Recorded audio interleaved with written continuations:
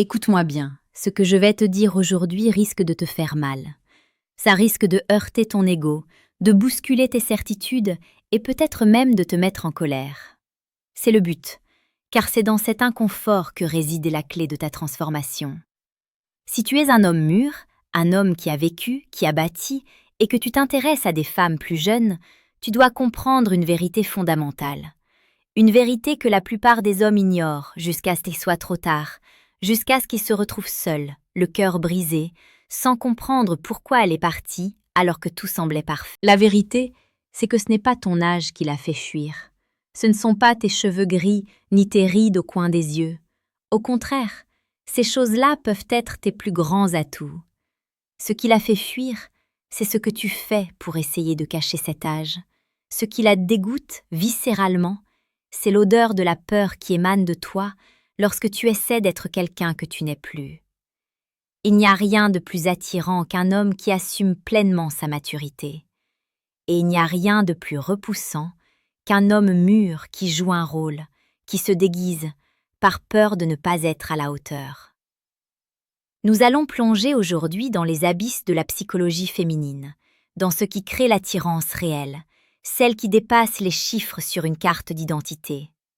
Nous allons parler de cœur à cœur, d'homme à homme. Mais avant de disséquer ces erreurs fatales, laisse-moi te rappeler une sagesse ancienne, une fondation sur laquelle nous allons bâtir tout le reste. Le grand philosophe stoïcien Sénèque nous a laissé cet avertissement intemporel. Ce n'est pas que nous disposons de très peu de temps, c'est plutôt que nous en perdons beaucoup. Pourquoi je te cite cela maintenant ? Parce que l'erreur fondamentale que font les hommes mûrs avec les femmes plus jeunes, c'est de perdre leur temps précieux à essayer de remonter le temps. Ils gâchent leur présent, leur puissance actuelle, dans une tentative désespérée et vaine de singer une jeunesse révolue. Et cette perte de temps, cette inauthenticité, les femmes la sentent. Elles ont un sixième sens pour détecter le faux.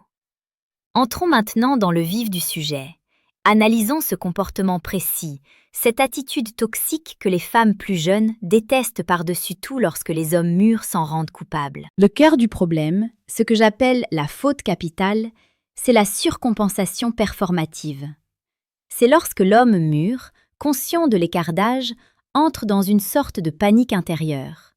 Il se dit, consciemment ou non, « Je dois lui prouver que je suis encore dans le coup. Je dois lui montrer que je ne suis pas un vieux. Je dois être plus énergique, plus fun, plus moderne que les gars de son âge. » Et c'est là que la catastrophe commence. C'est le début de la fin de la séduction. Imagine la scène. Tu es à un rendez-vous avec cette femme magnifique, plus jeune. Elle est attirée par toi. Pourquoi ? Parce qu'elle voit en toi quelque chose qu'elle ne trouve pas chez les hommes de sa génération. Elle voit de la stabilité, de l'expérience, une certaine gravité, une assurance tranquille. C'est ça ta valeur, c'est ça ton or. Mais toi, rongé par l'insécurité, tu commences à jouer un rôle. Tu commences à parler trop fort, à rire trop fort. Tu essaies d'utiliser un argot qui n'est pas le tien, des expressions que tu as entendues sur les réseaux sociaux, mais qui sonnent faux dans ta bouche. C'est comme voir un grand acteur de théâtre classique essayer de faire du stand-up médiocre. C'est gênant.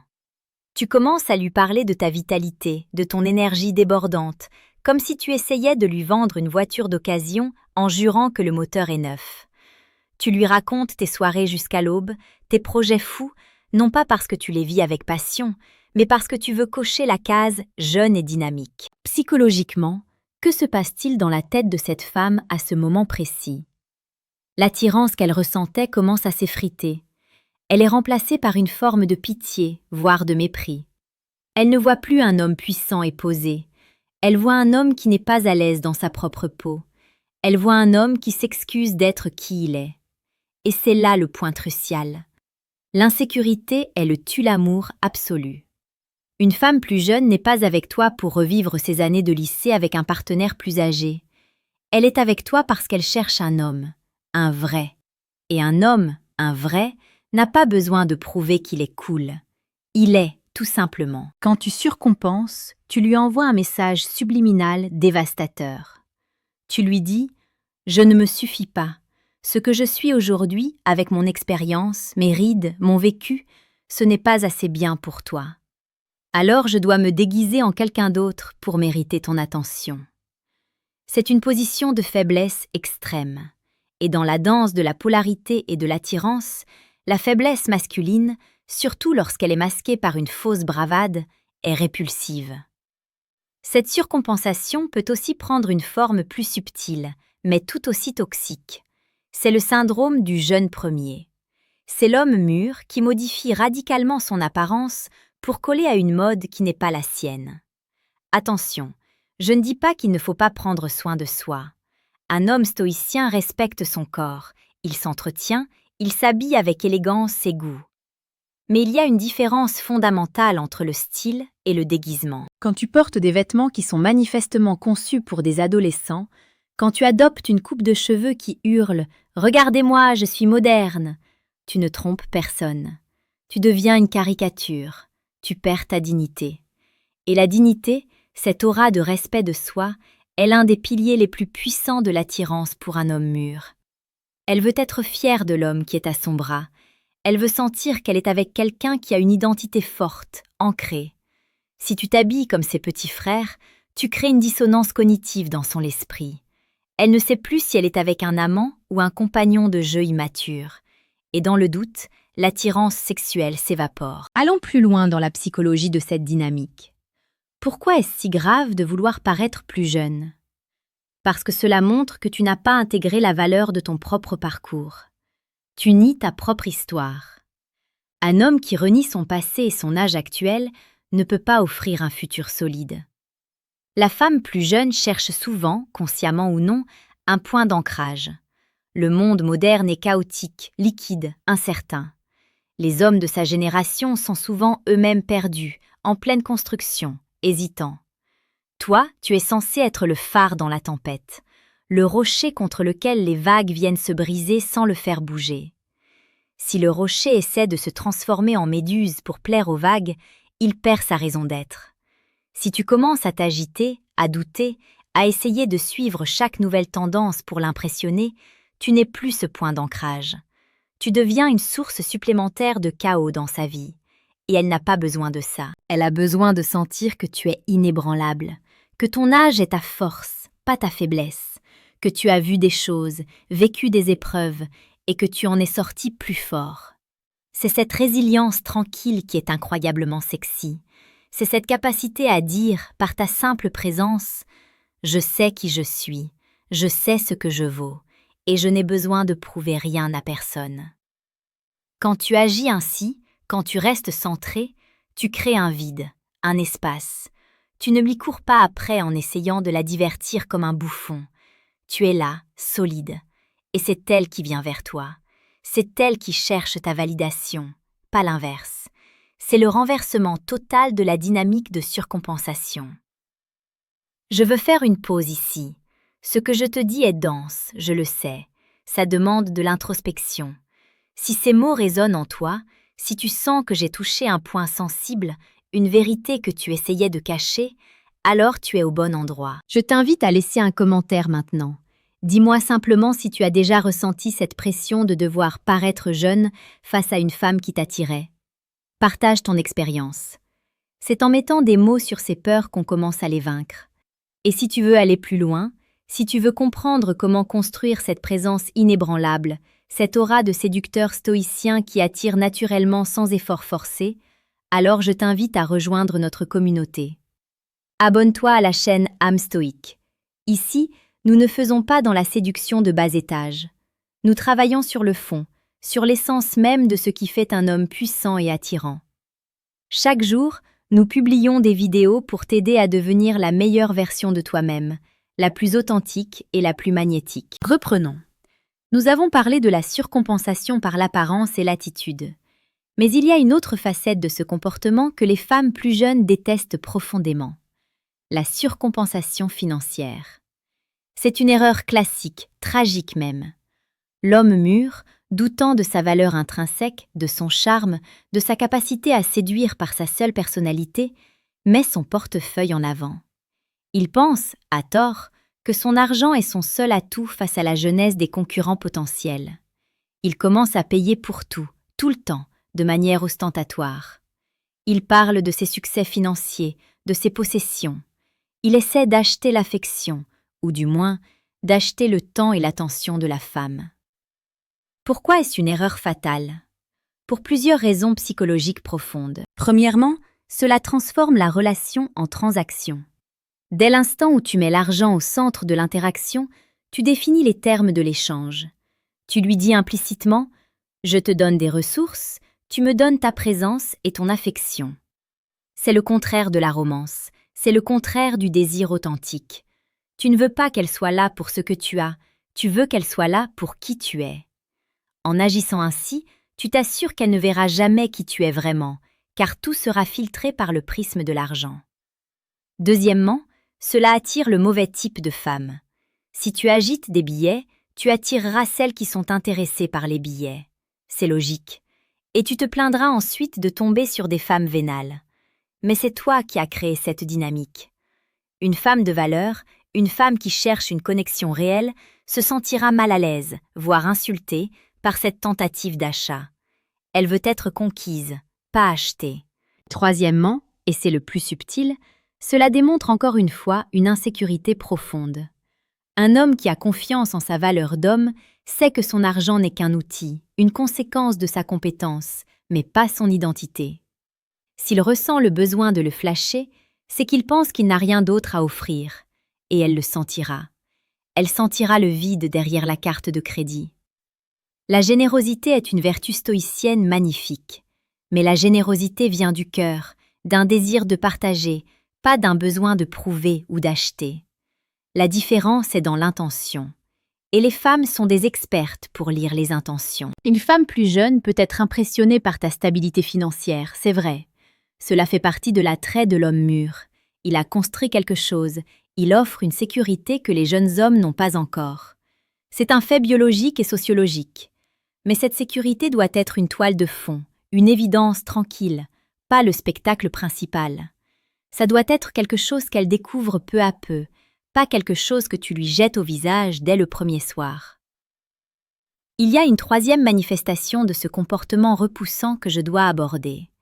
C'est le piège du Pygmalion ou le syndrome du professeur. C'est lorsque l'homme mûr, fort de son expérience de vie, ne peut s'empêcher de se positionner en mentor, en guide, voire en père de substitution face à la femme plus jeune. Il veut tout lui apprendre, tout lui expliquer. Il corrige ses opinions, il lui fait la leçon sur la vie, la politique, la finance, les relations. Il pense bien faire. Il pense partager sa sagesse. Il pense que c'est cela, sa valeur ajoutée, son savoir. Mais comment cela est-il perçu de l'autre côté?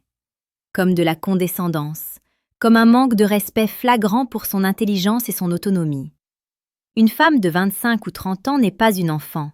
Elle a son propre vécu, sa propre vision du monde, qui est différente de la tienne, mais tout aussi valide. Elle appartient à une autre génération. Elle voit des choses que tu ne vois plus. Si tu passes ton temps à lui faire la leçon, tu tues la dynamique de séduction.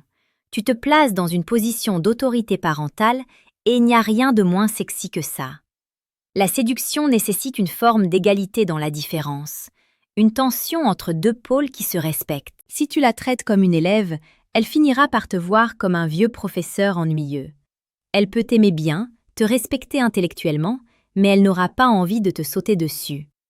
Le désir naît du mystère, du jeu, du défi, pas de la conférence magistrale. Le véritable homme mûr, le séducteur stoïcien, sait que la vraie sagesse, c'est aussi de savoir écouter. C'est l'humilité de reconnaître que l'on peut apprendre de tout le monde, y compris d'une personne beaucoup plus jeune. Imagine la puissance de cette attitude. Tu as 50 ans, elle en a 25. Tu as une expérience immense. Mais au lieu de l'écraser avec ton savoir, tu t'intéresses sincèrement à sa vision du monde. Tu lui poses des questions. Tu la laisses t'enseigner quelque chose sur sa réalité, sur sa génération. Tu valorises son esprit. En faisant cela, tu lui montres un respect immense. Tu lui montres que tu es assez sûr de toi pour ne pas avoir besoin d'avoir toujours raison, d'être toujours le sachant. C'est une preuve de force intérieure incroyable. Et c'est terriblement séduisant. Elle se sent vue, entendue, considérée comme une égale dans la relation, tout en admirant ta maturité qui te permet cette ouverture d'esprit. C'est un équilibre délicat.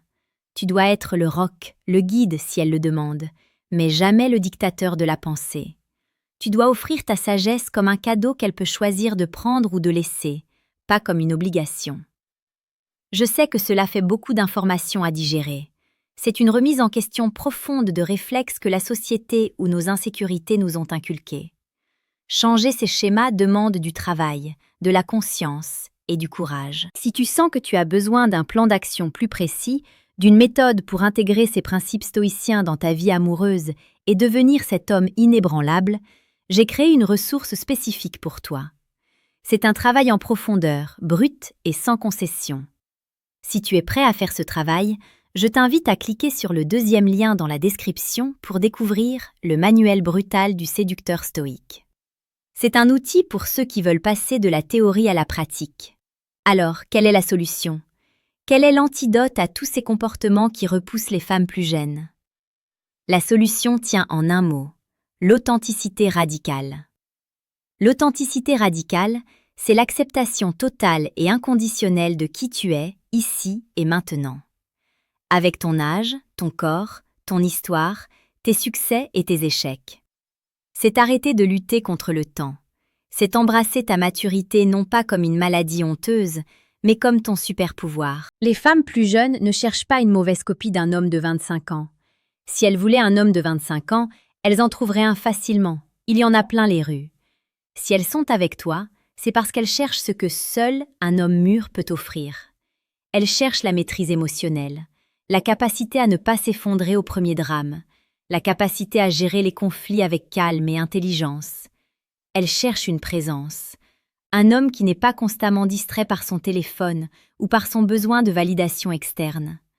Un homme qui peut la regarder dans les yeux et être vraiment là avec elle. Elle cherche une direction. Un homme qui sait où il va dans la vie, qui a une mission, un but qui dépasse la simple recherche du plaisir immédiat. C'est ça le véritable aphrodisiaque. C'est cette force tranquille. Quand tu cesses de performer, quand tu cesses d'essayer de l'impressionner avec de l'argent ou de la fausse jeunesse, tu libères une énergie incroyable. Tu deviens magnétique. Au lieu de parler fort, tu parles avec poids. Tes mots ont du sens parce qu'ils sont appuyés par l'expérience. Au lieu de t'agiter, tu bouges avec intention. Tes gestes sont mesurés, calmes, puissants. Au lieu de chercher son approbation, tu lui offres la tienne si elle la mérite. Tu deviens le prix, non pas par arrogance, mais par simple conscience de ta valeur. Tu sais ce que tu apportes à la table, la stabilité, la loyauté, la profondeur, une capacité d'aimer et de protéger qui s'est affinée avec le temps. C'est un changement de paradigme complet. C'est passer de la peur de perdre à la certitude d'être. Marc Aurèle, l'empereur philosophe, disait « Sois comme le promontoire contre lequel les flots se brisent sans relâche. Lui, il tient bon, et la fureur des eaux s'apaise autour de lui. » Sois ce promontoire pour elle. Le monde est rempli de petits bateaux ivres qui tanguent à la moindre vague. Sois la terre ferme. C'est ce qu'elle désire inconsciemment plus que tout. Ne t'excuse jamais de ton âge. Ton âge est ton trophée. Il prouve que tu as survécu, que tu as appris, que tu as grandi. Porte-le avec fierté, pas comme un fardeau. Si une femme te rejette à cause de ton âge, ce n'est pas la bonne femme pour toi. Point final. Ne perds pas une seconde à essayer de la convaincre. Mais si une femme est attirée par toi, ne gâche pas tout en essayant de devenir quelqu'un d'autre. Honore son attirance en étant l'homme mûr, puissant et authentique qu'elle a vu en toi au premier regard. C'est un chemin exigeant. Le chemin du stoïcisme appliqué à la séduction n'est pas une voie de facilité.